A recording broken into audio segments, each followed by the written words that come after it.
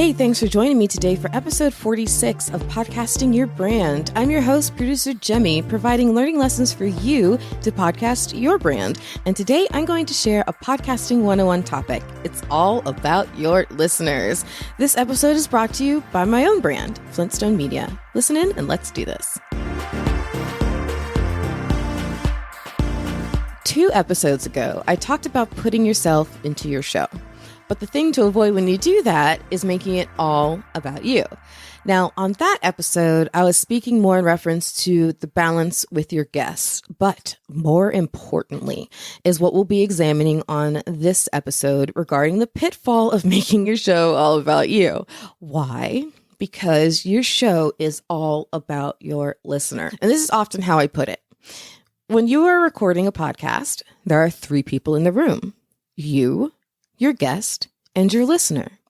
And the most important person is the one who's not actually even in the room, the listener. And I know that I teased this on the last episode as another Podcasting 102 lesson, but while this is a concept that you need to apply to all aspects of your show if you want to see good growth, it's seriously key and fundamental. So I changed my mind. It's now a 101 topic. But yes, this is a key concept that you need to apply to all aspects of your show if you want to see good audience growth. What aspects? All aspects, such as deciding on your show concept and picking your guests, when to release, how often to release, how long your episode should be, considering your advertisers and sponsors, who to partner with, how many ads to put in an episode, how these ads are delivered, are they pre-produced, host-read? So many considerations for your audience in terms of your sponsorships. If you have a video podcast, how should you set up your environment visually? Also, what efforts can you make to provide extra resources for your listeners? I know that was a lot of questions. I was expecting you to answer every one. But these are all important questions because, say it with me, it's all about your listener. So I covered quite a few of the considerations of your listener when deciding on your show format in my what and how episodes, numbers 33 and 37. So as always, I'll include a link to those episodes in the show notes in case you missed them. But now you have your show and you're thinking about the guests you want to have on. Remember, it's all about your listener and you living up to the value promise you've committed to deliver with each episode to that listener. So let's start with how you have to set up your show to meet that promise every episode. The topics you cover, whether solo or with a guest, have to prioritize that promise. So if you've told your audience you're going to provide information on keeping their aquarium and fish healthy, it would be pretty out of place to invite someone on who's going to just be talking about financial advice. Okay, that's a bit of an extreme example, but that's what I mean. You have to keep your topics on point. For the topics you choose to cover, what is it that your listener is needing and wanting to know? So as you're prepping that episode, think about your listener. Have them in mind. What do they need and want to know? And for the guests that you invite on, please, please, please listen clearly on this one. Don't just pick them because they have a huge Instagram following. No! No. Ask yourself first, do they align with the purpose of your show? And even if that answer is yes, to be clear, don't pick them just because they are popular. Their fans and their followers have lots of other places to pay attention to them. And honestly, you probably won't get the bump that you were hoping for if you invite them on just because they have a big following.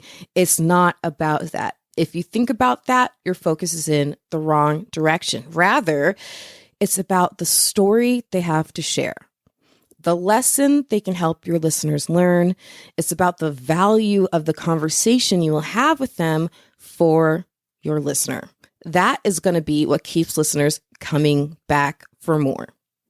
But a common misconception of how to grow your audience is just to invite a bunch of popular people on as guests.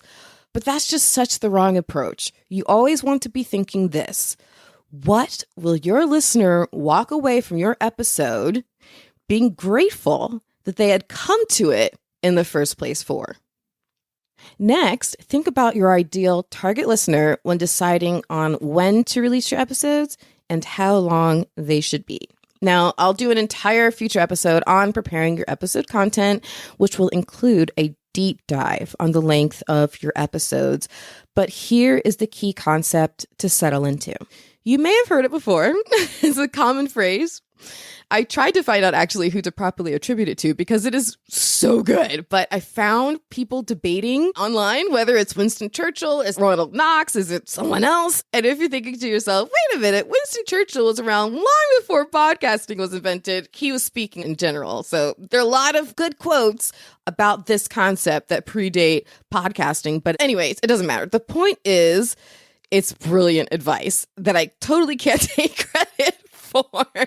And here it is. It should be like a miniskirt, long enough to cover everything, but short enough to keep it interesting. I love that quote. So what does this have to do with your listener? Well, you want your show to not only deliver relevant content, but to also deliver it in a way that keeps that target listener interested. Remember in school how much it made all the difference which teacher you had? The material was the same, but the way they delivered it made a difference to both how well you learned it and how much you enjoyed learning it. Well, it's the same thing here. So I'm going to focus this little bit on this topic on this episode on when to release when you're keeping your listener in mind. You want to consider and weigh two things. Number one, the content of your show. And number two, the lifestyle of your listener when deciding when they will likely want to be listening to your show. A couple of extraordinarily broad rules of thumb, like extraordinarily broad. The more business or education oriented your content is, the more likely it is to perform well if it is delivered earlier in the week, like a Monday or Tuesday. Whereas the more entertainment oriented your show is, the more likely it is to perform well leading into the weekend. So keep that in mind. Next, I want to talk about keeping your listeners in mind when considering your advertisers, both the who and the how of advertising. So let's start with the who. While I'll be taking a deeper dive on sponsorship sometime in the future, what's super important for me to tell you here today is that your listeners are going to respond much more favorably to ads related to your content and or address an aspect of their lifestyle that's related to your content. If the ad doesn't meet one of those two things, they could be totally turned off by that ad. I'll give you an example. One of my clients, Horse Radio Network, has a super dedicated fan base, and they're all rabid for horse stuff. Like, it's amazing to watch. Products for basically every area of the equestrian life can be advertised on their network, and the fans eat it up. It's amazing. But years ago, HRN was approached by a mattress company, and it was a pretty sweet deal, including a new mattress or two. So they said yes, right? It was exciting. They said yes. And of course, the ads began running on the network. And the response was, well, pretty ugly. The listeners were not happy, and they let HRN know. We are not here to learn about mattresses. We are here for our horses and our horsey friends. How dare you? Okay, maybe it wasn't that dramatic, but the listeners were really mad about it, and HRN vowed to never stray from horse-related ads ever again. The moral of the story? You want to be sure your ads don't tick off your audience. And now the how aspect of the advertising is pretty quick. The length of the ad, the type of ad, whether it's pre-produced versus a host-read ad, for example, how many ads to include in your episodes, where in the episodes to place them, all of those decisions you need to keep your listener in mind. Do they want to hear an ad when the show first starts before they hear anything? Do they want to hear an intro and then an ad? Are they going to be more open to that first ad if it's host-read versus pre-produced? Keep your listener in mind when making those decisions, at least to the best of your ability, right? It's a bit of a projection guessing game. Now, on a later episode, I'll be going fully into talking about sponsorships, probably several episodes over time, I'm sure. Monetization's cool, man.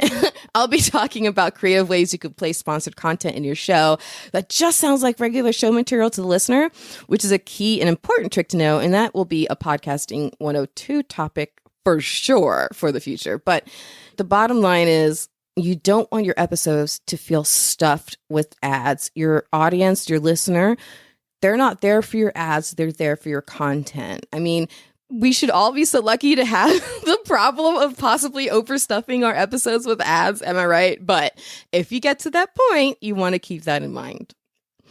And as a final area for me to focus on with you today on keeping your listeners in mind is what kind of resources you want to make available to listeners. I know I say this a lot, but on a future episode of Podcasting Your Brand, I'll give you a look into what options for additional resources you can provide for your listeners and what opportunities those resources can provide for growing your brand. But in this case, right now, what I want you to ask yourself is, how do you want to make those additional resources available? Do you provide links in the show notes, like you also hear me say a lot on this show? Are you sharing things on social media? Do you create a membership-based experience for those resources? Do you want them to have to sign up for your newsletter in order to receive extra materials and information from you? What is it, right? What can those resources be? Well, it boils down to this. How does your listener want to engage with you beyond the content within your episode? Do they want to meet you offline somewhere in person?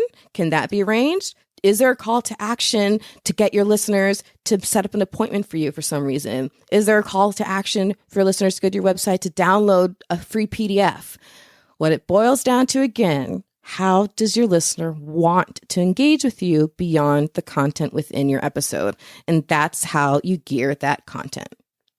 As a final note, one small way that you can help better connect with each and every listener individually, which is the power of this very intimate medium, is to refer to them individually. And I don't mean listing their names. That's not what I mean.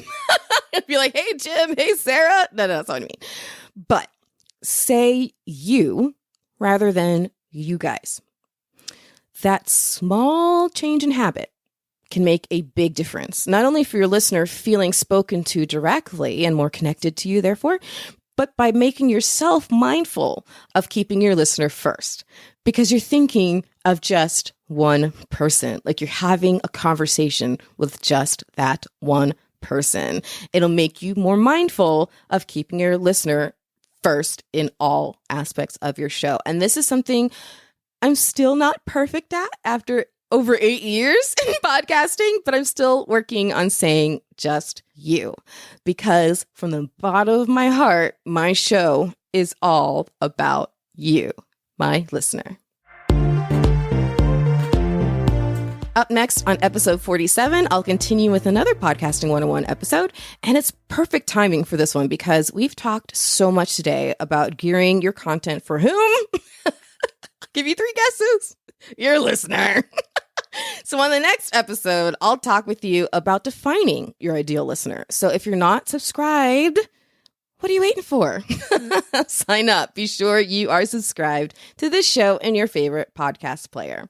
And as always, you can meet me on the OWL app, spelled with 2 W's and 2 L's, for a one-on-one call about your podcasting questions. But until then, I have a whole host of free tips for you on my website. Just check out flintstonemedia.com/free tips. Thanks for joining in for Podcasting Your Brand. In this new chapter of the show, I'm revealing how you can harness the power of podcasting to expand your brand. So come and pick up what I've been putting down since 2014. Avoid common mistakes and propel your podcasting brand forward. And if you have questions or are interested in becoming a sponsoring brand of this show and connecting with each and every single one of my listeners, don't be shy. Reach out to me at Jaime, spelled Jaime, at flintstonemedia.com.